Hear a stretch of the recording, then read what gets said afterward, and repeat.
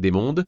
il y en a qu'un. Alors toi tu voudrais que tous les connards s'entendent, que l'esclavage ou le racisme ait jamais existé et que la société soit juste, ben suicide-toi mon pote, car c'est pas le cas et c'est en tout cas pas pour tout de suite.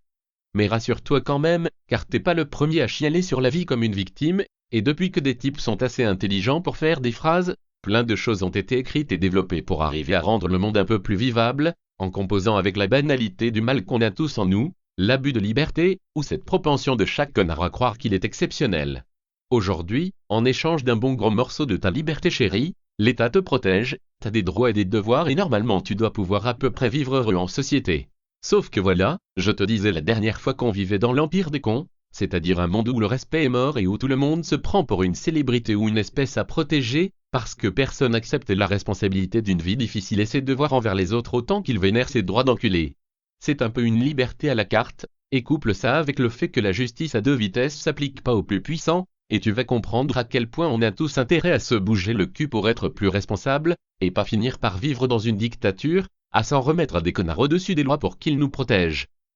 On va prendre un exemple dans la culture de minute, et n'orage de l'éducation putain d'un alphabet, ça te servira aux examens.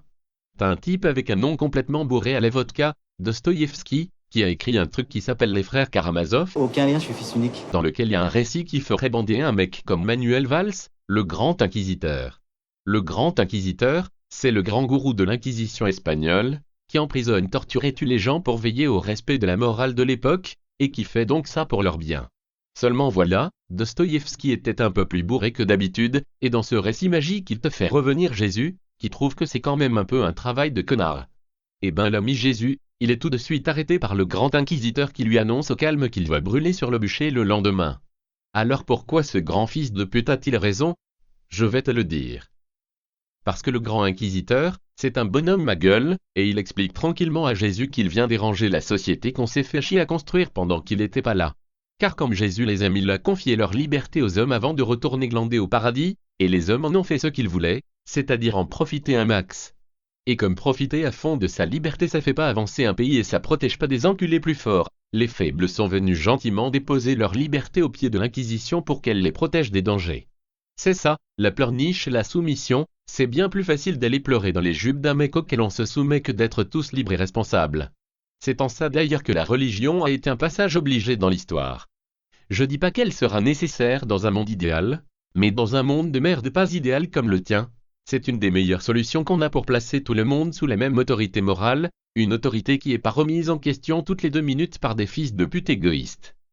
Et finalement c'est ce que Jean-Paul Sartre, qu'on l'aime ou qu'on trouve que c'est un chien de la casse, a résumé dans l'existentialisme est un humanisme, t'es condamné à être libre et responsable, et à te limiter toi-même parce que violer ou tuer ça passe pas génial en société, ou alors à être soumis au grand inquisiteur pour qu'il protège ton confort de tapin.